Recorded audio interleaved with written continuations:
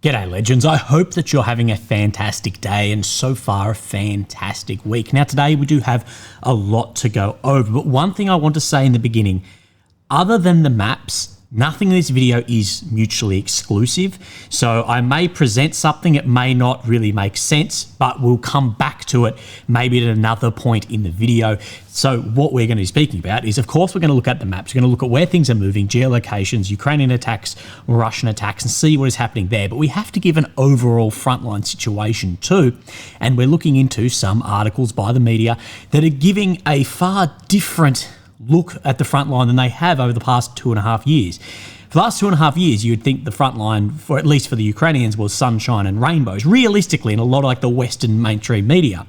And now a lot of it is shifting to talking about how dire some of the situation around manpower rotation, mobilisation is. So that leads into our second point, is we need to look at manpower and US calls for Ukraine to lower that conscription age down to 18. Now, what would that look like? What would change on that? Well, we're going to go over that in length. Now, of course, President-elect Donald Trump is going to become the president in a very short period of time. So we need to look at then diplomacy around that, who he has then elected to be the special envoy, but we need to talk about what like a negotiated process would look like from the former Minister of Foreign Affairs. And we have just a lot to go over. We need to look at some German intelligence reports as well, speaking about a Russian attack on NATO Europe. But I also want to talk about how this war can affect those alliances, whether it's the European Union, whether it is NATO, whether it's just a relationship between America and other countries. So we're going to go over that in full. Now, where should we start? So let's actually start with this. This is, last night there was an attack on the Black Sea Academy in Crimea in Sevastopol. So I'm sure you're all familiar with where Crimea is, occupied area down in the south. So we can see this is really the only good photograph we have of what has occurred. No satellite imagery yet. No satellite imagery yet of the Kalino airfield that was hit in Kursk either. I'm still waiting on that. Fighter bomber claims there was no aircraft there. There's other claims, so wait out on satellite imagery before we say anything. But this is what Russian pages are claiming from this attack, that Ukrainian forces attack Sevastopol airfield. So there was multiple targets here with NATO Storm Shadow missiles, involved 40 UAVs and several Neptune missiles at the targets, or at the moment, all targets have been shot down. I'm guessing debris do the damage. We always see all targets shot down and debris have come in with a warhead on it. So again, I don't listen to any claims around this. I want images, I want satellites before we can say, yep, that was destroyed, whether it's one way or the other. But we do know there was a large Ukrainian attack against Crimea over the last 24 hours, and that leads us into this. I want to talk about the Oreshnik, something I didn't get wrong per se yesterday, but something I should have spoken about, that we still don't know whether this is a factor or not. And then we need to look at what Sergei Lavrov, Russia's Minister of Foreign Affairs, has spoken about with the continuation of Ukraine using those Western weapons back inside of Russia. But let's touch on this first. This is from one of my guys.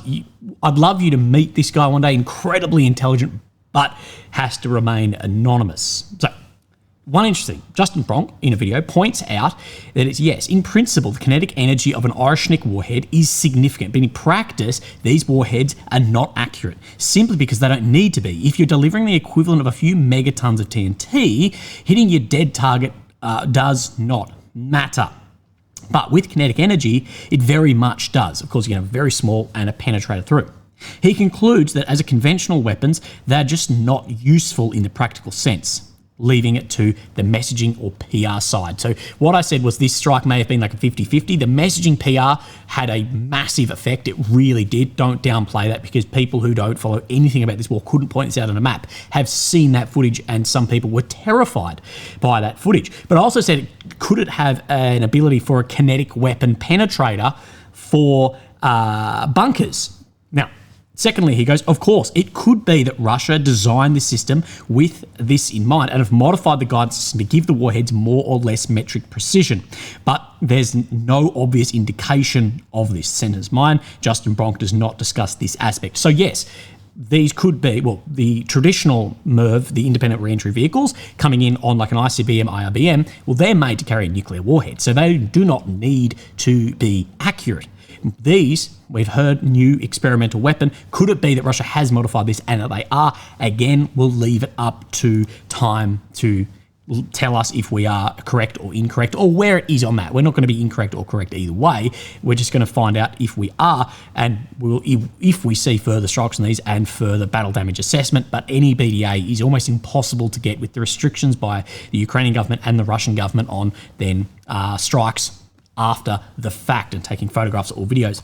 I think that this supports the idea that the strike was primarily meant to send a message, but I still think the message was really vague. Something like, we're angry, and if you keep this up, we might do stuff. Well, Ukraine is keeping it up. So what now? Now, again, this is elusive too, because Lavrov has somewhat spoken about this today. Удары продолжаются вот этими атакамсами, об этом Минобороны заявляет. Ну, у нас есть много пословиц, которые отражают характер нашего народа. 7 раз отмерь, 1 раз отрежь. Господь терпел и нам велел, но терпение обязательно, если его испытывают бесконечно, оно завершается. It's not super clear, but this sort of, well, you test us and we may strike back. And he gives another proverb. Еще одна пословица, которая должна в данной ситуации быть в мозгах у западных чиновников, это русский мужик долго запрягает. It takes a long time for a Russian man to get going. And I've heard this before about war and even before this war, looking back in history. But I do think if Russia don't respond with another Oroshnik strike, then the original PR scare of that is going to be gone, because it's going to be seen as a one and done, and, well, that system doesn't then exist. Now, before we look at the maps, I want to speak about some diplomacy, because we were speaking about the Minister of Foreign Affairs of Russia. Well, let's look at the former Minister of Foreign Affairs, Dmitry Kuleba, and how this lines in with some other intelligence aspect. So let's have a look at this. This was from Politico, I believe. Dmitry Kuleba said it won't work given Putin isn't interested in diplomacy, instead trying to wear the West down. He doesn't want to negotiate, he wants to wear the West down.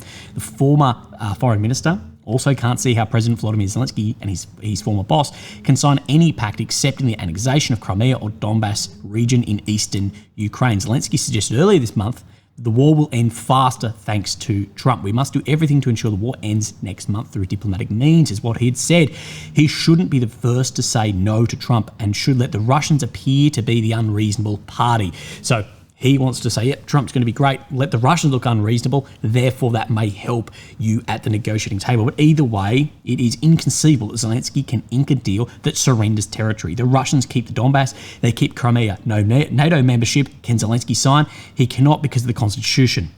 And because it will be the end of Zelensky politically. Now, your career shouldn't matter at all when you've got thousands of guys dying on the front line. And this is the thing. It's like, well, where then is this massive mobilization, the ability to call up men, to arm these men, to train those men, if you're not willing to do this? It's one way or the other. The limbo period in the middle is very difficult. But can this be done? Well, we're going to see in the next few weeks. Kuleba's pessimism about the prospects of a negotiated end to the war carries weight. It says here that Kuleba resigned in September.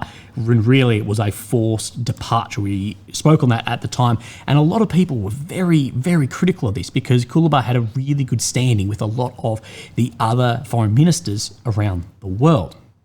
Now, let's talk a little bit more before we jump back onto Kuleba. We need to just set a couple of things up because Donald Trump, President-elect Trump, has picked Keith Kellogg to serve as a special envoy to Ukraine and Russia. Now, further on in this article, it goes, we will tell the Ukrainians, you've got to come to the table. And if you don't come to the table, support from the United States will dry up. And we'll tell Vladimir Putin, he's got to come to the table. And if you don't come to the table, we'll give Ukrainians everything they need to kill you in the field. So essentially freezing the front line, but support then becomes conditional. Now, this is why I've said, and I will continue saying, I believe Donald Trump was the best candidate, well, now that it's come through, for Ukraine, because at least he's unpredictable. At least he will go, well, if you don't come, we're cutting funding. Okay, that's bad. But on the other side, he goes, well, if the Russians don't come, we will massively increase funding. So at least, and it gives to a degree as well, a way to shift some blame across onto the US administration and really get around some of the internal issues around command or the conscription too. So we'll see what Mr. Kellogg does over the next few months. Now, this is from Bruno Karl, the president of the Federal Intelligence Service, also known as the BND in Germany. According to the president of the BND, Russia could launch an attack on NATO territory. A military confrontation is becoming a possible course of action for the Kremlin. He assumes the Russian military will have the personnel and material to carry out an attack on the West by the end of the decade. Now, what I've said here is this is why so many people are fucking confused about this war. Western media told everyone from early 22 that Russia was strategically defeated for 50 years or for decades. And now we see articles like this of someone who definitely knows his shit. You don't end up the president of the BND without knowing your shit. I'd like to know what he thinks about Nord Stream. But regardless, this is why people are so confused, because then they see things like this and they go, hang on, I thought that there were no missiles that were defeated. And you say now, in the future, he's going to have more personnel material to carry out an attack. And this informational aspect of this around the Russians defeated this and blah, blah, blah. This was a very, very successful information war in the beginning. But in my opinion, it is now backfiring. And this is the reason so many are leading into a negotiation is there's this belief that Russia has had a miraculous recovery. So if you believed all that Kool-Aid in the beginning, somewhat like I did, I'll say I will, that there's no missiles, no this, now it looks like Russia has absolutely pulled themselves up by their bootstraps and is in such a good position now that people are going, shit, we need to negotiate what's going on here. Rather than the situation was bad. It's still pretty bad in Russia around economy and losses and whatever, but it was never that bad. And it's just been this continual grind the entire time, with the exception of maybe a Kherson Kharkiv. But I think that this sort of informational thing of like Russia was defeated is actually now backfiring, and it sort of swung people the whole way to go, well, if it's got that bad or that much better that quickly, right, we may need to look somewhere else. According to Karl, a large-scale attack on the European NATO countries is not to be expected. Russia could therefore rather try to circumvent the commitment to assistance laid down by the North Atlantic Treaty, of course, NATO, thus cause Western alliance to fail. If Russia were to attack a NATO member militarily, the other member states did not see this as an attack on the entire alliance and react accordingly. Russia would have achieved its goals. The biggest victory Russia can have in this war has nothing to do with territory in Ukraine. It is if NATO and the EU have a reduced power, and that's on a spectrum. You've got falling apart on one end, maybe where it was 5 years ago on the other end, and it's sort of in between at the moment. But if that were to reduce its power and at the extreme fall apart, that is a huge victory for countries like China and Russia. And remembering, nothing is too big to fail, whether it's in the stock market, whether it is Russia, whether it is NATO, that the earth is littered of ruins of empires that thought they were eternal. I may have dodged that up, but you get the gist of it. And I will say, in my opinion, from an outsider looking in, divisions and cracks have definitely been forming. And I believe that either way, on Harris or Trump, it was going to strain internal relationships. It seems that the West at the moment, and if we zoom in further, so West as a whole has this ongoing fight internally between progressivism and conservative traditionalism. And this sort of reminds me of the 20th century, where you had this fight between fascism, communism, capitalism. Now it's sort of internal between progressivism, traditionalism, conservatism, and going just in the West as a whole. But then if you zoom in further, I believe in Europe, and correct me if I'm wrong, I'm not a European, I'm an Aussie, but I'm a white Aussie, so it depends. Some people will say that I'm European. But there is this divide amongst Eastern Europe, Central and Western Europe, amongst where things are sitting. And I think that can really reduce its power. And of course, Russia's not having all the effect on this. Yeah, they may have some hybrid war to try and, speed up some of this divide, but it's not causing the whole divide. People will blame the Russians for it. The informational aspect there, I don't believe, is that successful. It might just be pushing on. It might just be picking at a thread that already exists. But would a attack on a NATO country be seen by the entire alliance as an attack on it and be willing to go to it? That is the question here, and I've raised this question before, and guys like Mearsheimer raised this question as well. He's quoted BND assessments that high-ranking Russian government officials now have doubts as to whether the obligation to provide assistance under Article 5 would hold in an emergency. The chief said, at this present, there is no evidence of Russia's concrete intentions to go to war. And I do not believe for a second Russia wants anything to do with NATO and a war. But if such views prevail in the Russian government headquarters, the risk of military conflict will grow in the coming years. Now, Australia is not a NATO country. Although some people will believe it is, it's not. But this is exactly why, if I was the leader of Australia, I would look towards nuclear weapons. I do not trust some signatures on a piece of paper by sometimes unelected officials to hold strong in a war if we were attacked. I don't trust that. That's why your independent security is the most important first. It's why I cannot believe some of these countries are not meeting that 2% goal. But ask yourself, and this is a bit of a brain think for you for over until I speak to you next in 24 hours. Would the US go to war with Russia or China if they were to attack a European NATO state? Okay, furthermore, if they were to attack which state? If they were to attack Poland or Germany, UK, or if it was Lithuania or Estonia? Where would the US draw that line if there was an attack? Would they go to war knowing what that's going to look like? For that's exactly why I've said Australia as a minor state, but a regional player, I would look towards the ultimate deterrence of a bomb that levels cities. But if you're not 100% certain that Article 5 would hold up, if you're not 100%, then that should be of concern. And that's why Europe needs to focus on its own defence and independence first, not, well, at one point, Russia for energy, US for security. I do believe this is another blessing in disguise that Trump has brought, is that these countries have gone, we can't rely externally anymore. But how would that actually look? And this leads us into these. That the West doesn't know what it's fighting for. This is back with Kulaba. On its own, the European Union cannot replace what will be lost if the US charts another course, of course, away from Ukraine. But Kulaba says, but it depends on the European capacity and readiness to increase dramatically its own production of weapons within a short period of time. It's easier to forecast developments in the US than Europe. Now, this is just because you're working amongst different countries. Ursula von der Leyen spoke about this today, the complexity of Europe, as Kulaba puts it. I'd love to interview and speak to Kulaba one day. Maybe if I've got a bigger following, I would be able to. He said that he was confident that France, Britain, and the Nordic and Baltic countries will want to step up their support, but cautioned Germany was now a problem because of the elections. Now, Germany is the largest power in there at the moment, of course, with production capacity as well. Kulaba has voiced disappointment that many in the West have not grasped the importance and the consequences of the war. You cannot win a war where Russia clearly knows what its strategic goal is in every detail. That said, I don't know if I know the strategic goal of Russia 100%. I'm sure Putin does, but I think those goalposts have probably shifted a fair bit, knowing how the Ukrainian resistance and the success of that over the past years. Ukraine knows what its strategic goal is in every detail. Ukraine's strategic goal is far more clear than the Kremlin's or the West in support. Ukraine has, well, they've got the 10-point peace plan written out of what they want: sovereignty, independence, territories. The West, without whom Ukraine cannot win, this is the thing, Ukraine cannot win without the West and without increased support, not the support we've seen over the last few years. That's why I've said I don't believe Harris was this godsend either, because it's going to maintain the same. She's in power. It was going to maintain the same and probably have the same fate that it's looking like at the moment.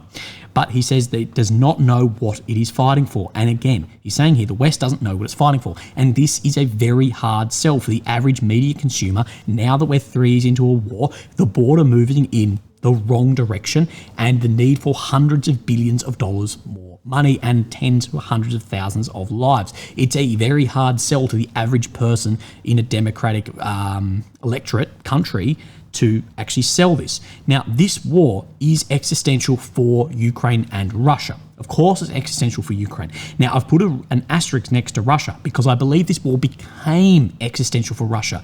I believe if we wanted to have a Ukrainian victory or the best outcome, exactly what other analysts have said, it was the end of 2022. It wasn't yet existential for Russia, in my opinion. Russia was on the back foot, that had large losses, that had large failures, and their commanders greatly underestimated the amount of troops they would need and the Ukrainian resistance. That was the time. Then, through 2023, Russia poured in more and more, and the more losses they took, the more the economy struggled, and the more everything kicked up. Then I believe it became existential. But I believe at the end of 22, if there was a massive pushing of NATO forces, I believe Russia may have gone, not worth it. But now 3 years in, the longer war goes on, it becomes more expensive in man and machine and money and everything. The longer war goes on, the less likely people are to walk away from it. Less likely Ukraine is, less likely Putin is. The West, I don't know, because we're not in war, we're supporting war.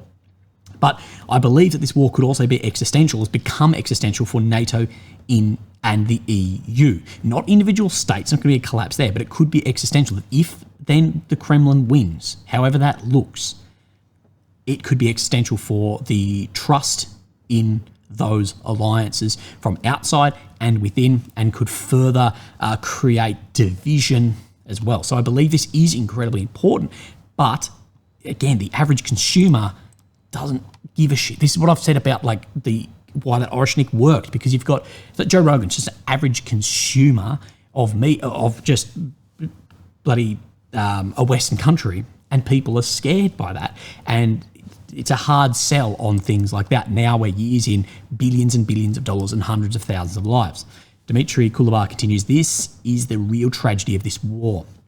A striking rare note of optimism, he savoured the prospect of the Russian leader's mishandling of Trump and said there is always a chance Putin making a mistake that pisses Trump off, which is entirely possible. But in general, he said it was more hopeful than a mistake by Putin than a show of resilience by the West. And again, this is what I've spoken about. There seems to be this tactic from the front line to politics that there's going to be a mistake made and that's going to lead you to victory, rather than putting the pieces in place for a victory of mobilisation and arming and all of these bits and pieces. I don't believe you can rely on Russia making a mistake for victory rather than internally. Mistakes may be made. Yeah, Putin may make a mistake that pisses Trump off. I think that is unlikely with Putin's experience dealing with Trump over his last presidency. A frontline mistake, that's not going to be Putin, that's going to be commanders. But the longer this war goes on, I think that becomes least likely because these commanders gain more experience. You can't rely on a mistake there. That's my opinion. He disputed, for example, a remark made last week by former Ukrainian Armed Forces Commander General Valery Zaluzhny, who said the Third World War has begun. Kuleba said he disagreed for one simple reason, because the West is not psychologically ready to fight. Now, I think that we will look back on this period in time, that the Third World War, or at least the Second Cold War, has begun. I think that. I don't think Third World War, but definitely Second Cold War, and we are fucking teetering on that edge of a Third World War.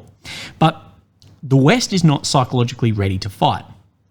And I agree. I agree with Kuleba here. I'd love to speak to him. But I'll put this. The savagery filmed by drones in states with full access to media, this is what makes me question this. So the savagery of war we see first, everyone sees firsthand. It used to be the boys at the front going over the trench that saw this. Now it is mum and dads and you and me and whatever, just on Twitter, on Telegram, on Instagram, on Facebook. We see this absolute savagery of war and drones and what's happening firsthand. I do not question for a second if the West has the arms or the technology for a war. But psychologically, as a whole, I do question if we have the stomach for an attritional war that will be seen in 4K, made into memes all over social media. I question the stomach that the West has for that. If you ask me the biggest mistake of the West in the past year, I would say the fierce public denunciation by European leaders of Emmanuel Macron's proposal to send troops to Ukraine. I have no doubt that Putin loved it. For me, it was shocking. I'm not surprised by that at all. I'm not surprised that people denunciated that let's not send troops. Now, something I touched on there, the stomach for that attritional war. This reminds me, and I am not quoting directly here, but Marcus de Constantine, in his book La Russe, 1839, so Russia in 1839, he speaks about that Russia has European discipline and Asian tyranny.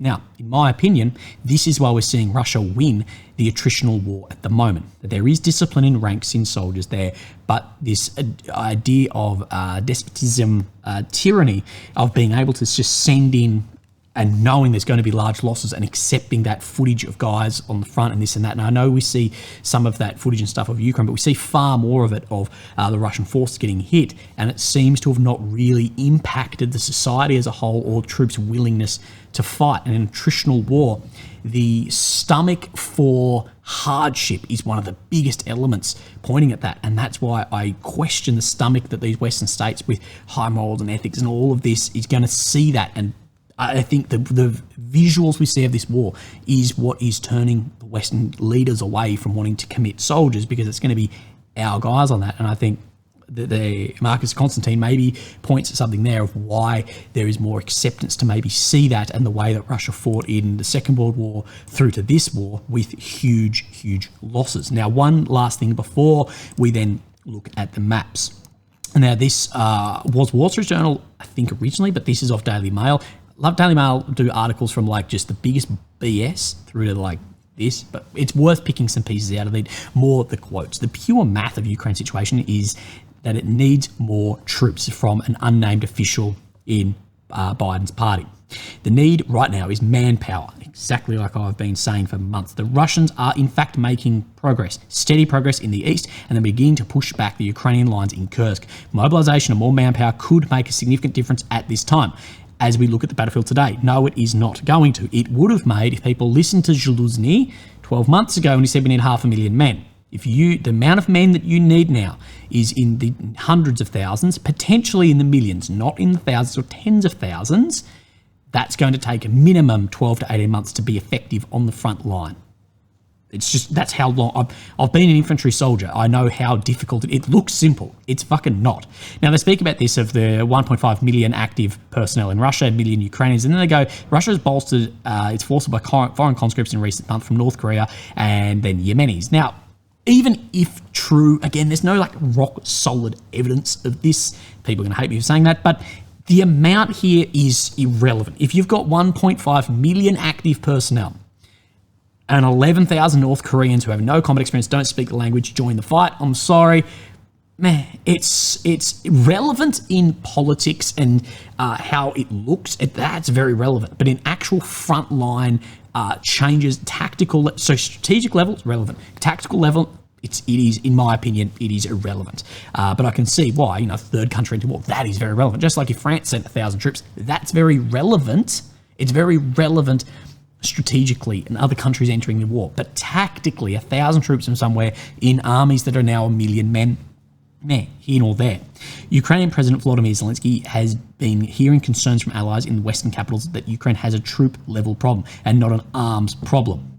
So we see this, the arms problem spoken about, because that shifts blame. The troop problem, that's on command. And then the government, the European allies, have also stressed the lack of depth means that it may soon become unattainable for Ukraine to continue to operate in Russia's Kursk border region that Ukraine sees this year. I would have said that months ago. I still do not ever understand Kursk, and that is getting slowly grinded back, and I'll show you on the map in a second.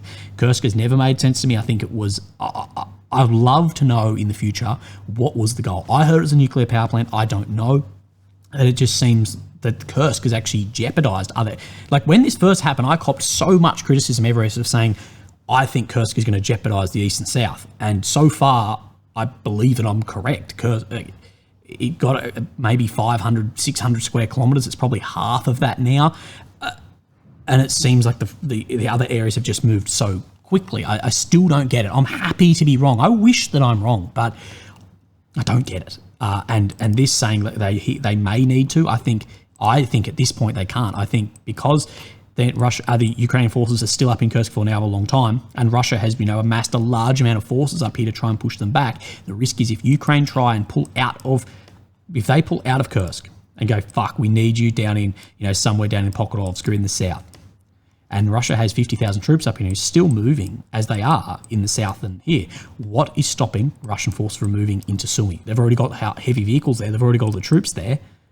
That's the concern. I actually think some of these troops could be stuck up in here, and winter will tell us if they are or are not. There's some draft exemptions created by online registry. We're expected to add about 50,000 troops, but it falls well short of what Zelensky said at the time was needed. Now, Sursky said yesterday, we went over this, Commander Sursky said that they need to gain the initiative to win the war and go back on the offensive. To do that, Ukraine needs not only tens, hundreds of thousands more men, but it needs them to be trained. There's a big difference between someone who can hold a line defensively and someone who can push forward and be on offensive operations. Def ops are far more simple and require less men, less munitions, less everything, less training than offensive operations, and that takes a long time. And currently, Ukraine can't hold the line in defensive operations that I spoke about yesterday. For Sursky to want to regain the initiative and start having battlefield wins, that needs to stop the Russian advance defensively, have guys trained and go on the offensive. It's a hell of an ask, and that is going to take years if it is possible. But the Ukrainian shortage can no longer be overlooked. Again, I believe if it becomes a problem, that problem's difficult to fix. It reminds me, this is going to be a really shit analogy, but Jeremy Clarkson was driving a hovercraft, and I think it was him who said, if you see something, it's too late, you're going to hit it. You need to make it turn earlier. And I believe this is like manpower. Once you're in a manpower shortage, coming out of it is going to be exceptionally difficult. The point is to never get into that shortage in the first place.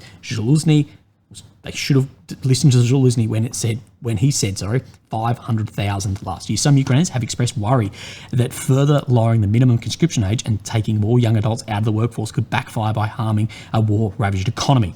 More so the demographics. One, there's actually not that many male and females that sit in that bracket, say 17 to 25. It's a fairly small bracket, but the ones in that bracket too, they're your main age that are going to be reproducing and having children. So that's a problem too. But I think the longer this war goes on, there's also going to be a problem with this war's almost 3 years now. Those guys who have left because under 18s could leave and 18 to 60 could not leave. So there's going to be people that left into Europe when they were 15, 16, 14, if this war goes on for years, who then could be called up. And how are they going to see coming back in, knowing and seeing the savagery of the war over years. But the demographics here is a huge concern. Ukraine is helped by the recent decision to allow the use of Western weapons. There's debate over how helpful these will be on their own. That Russia has moved a lot of the equipment in anticipation of the decision.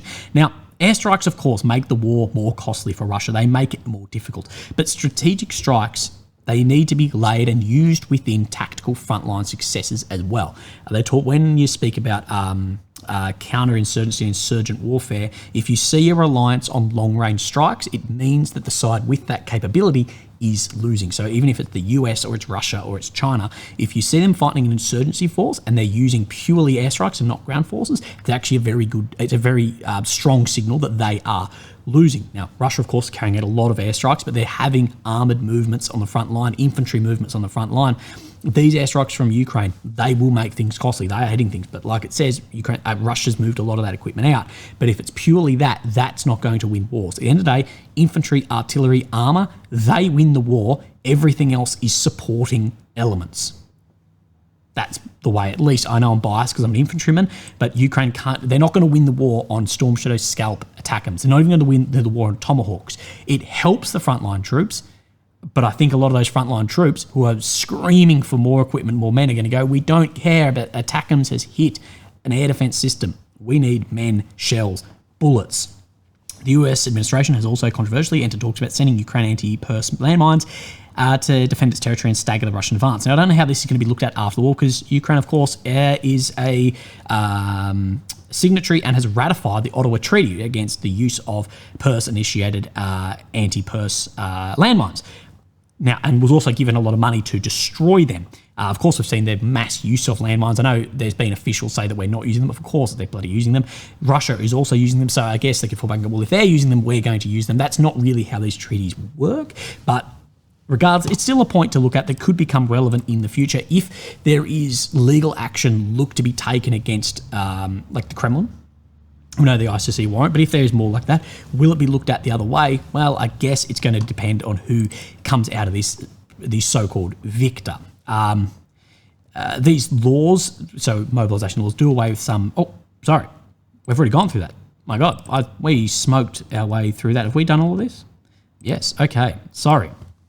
I thought we had one more left. Well, legends, we're on to the maps. Now, Of course, let's zoom out. So here we have Ukraine in the center of your screen, of course. The purple areas occupied since 2014. The red since 22. And I even missed that you've got Kiev, the capital, in the center of your screen. I am all over the shop. Now, what we are looking for today on the map is any movements of grey zone or that red check, which shows us where there has been advancements. Now, let's firstly just look at Kursk. So it's a bit difficult to see because it doesn't ever show where the front line was here.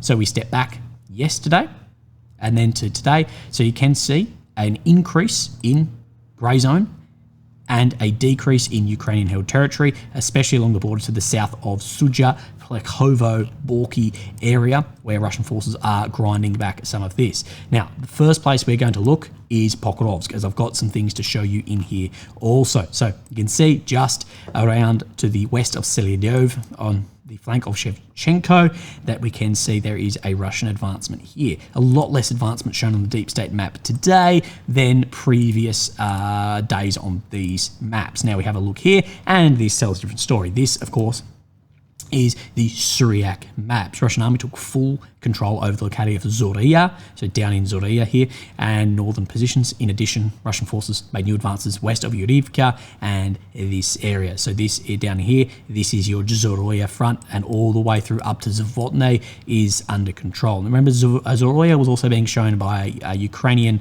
Noel reports map, but basically showing just a leveling out of this whole front line around here, all the way through to Sontivskia, coming under control as well, also being shown by Ukrainian map Noel reports. So this is very interesting from CNN. This is why I thought I had more on that before when we were talking about manpower.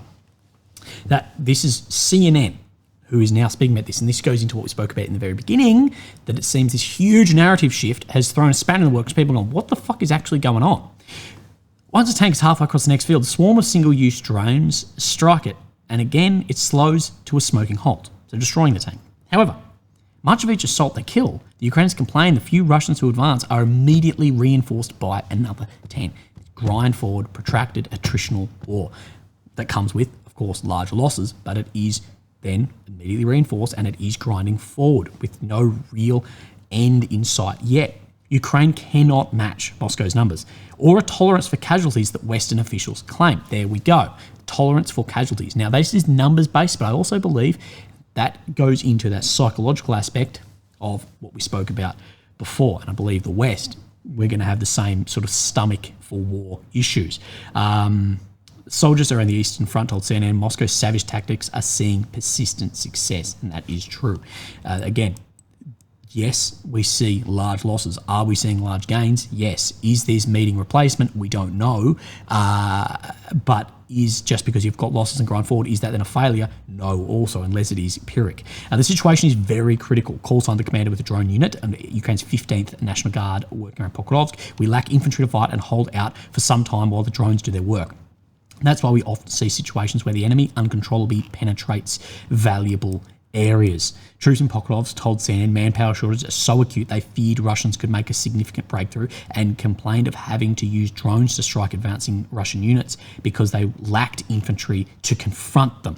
It doesn't sound like the Tomahawk missiles is the top of these guys' priorities, and these guys are going to be the ones who feel the brunt or who could win the war. One commander said Selyadov, a key town outside of Pokrovsk, so the area I've just spoken about, was defended by only 6 Ukrainian positions, where he assessed meant about 60 troops were involved in the operation, which is fuck all. It's like 2 platoons.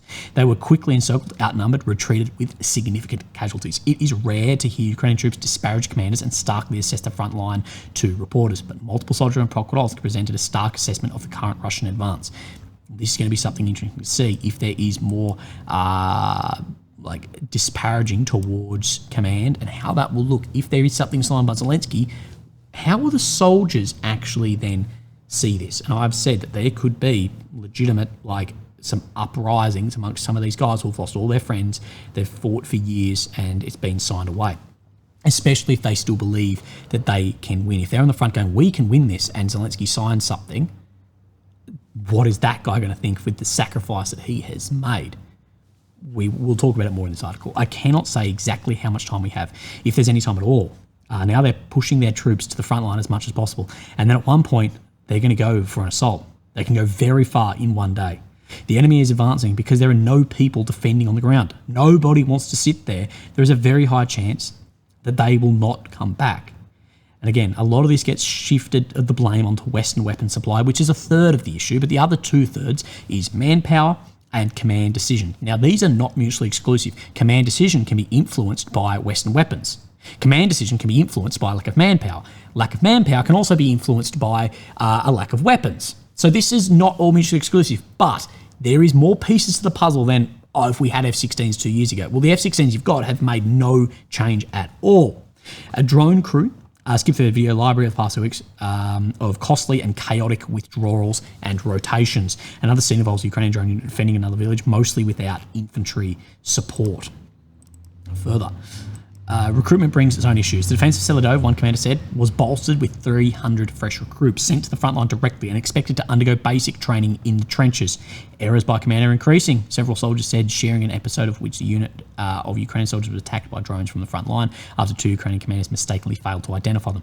So fresh recruits undergo basic training in the trenches. So this would be second, third line, I believe, but that's not screaming this whole idea of like NATO standard.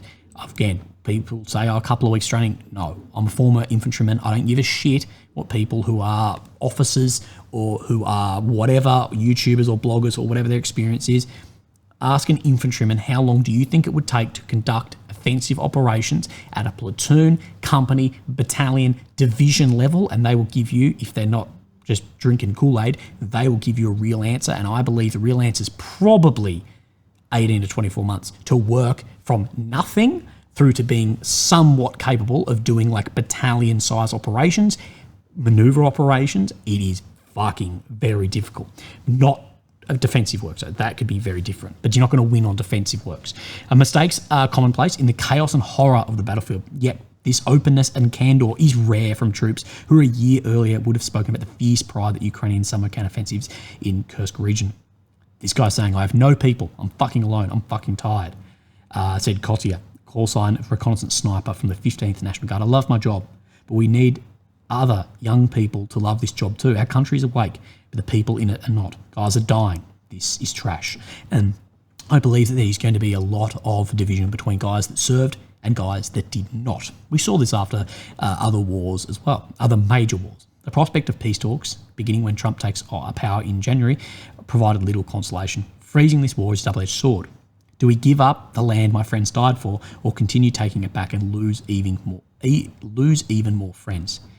If these two old men, Trump and Putin, start measuring dicks, Ukraine will be in the middle of it. That won't be pleasant. Now, this guy here, this is Kotia, the reconnaissance sniper of which we just spoke about. If anyone has any contact, I'd love to interview himself or anyone in this article. Oh, I'm open to any interviews at any time anyway. You know my email. The drone commander said he was assigned to the area in August. During that time, we have never gone to training grounds or replenished our personnel. The Russians are constantly staffed, constantly trained, and there are certain rotations, replenishment of personnel. We constantly hear about it from the intercepts that they are on replacements or rotations. So they're replacing fresh guys in.